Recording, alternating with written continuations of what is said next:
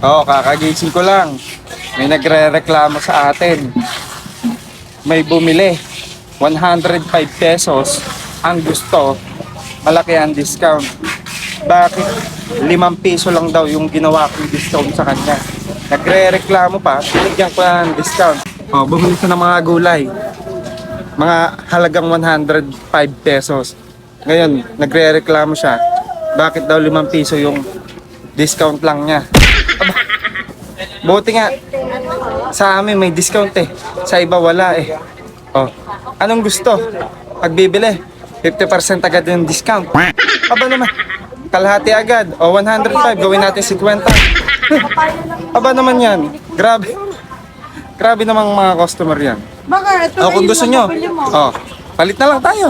Oh, ikaw na lang mamuhunan. Tapos ako yung bibili. Oh, para di ka magreklamo. Oh, ano, okay?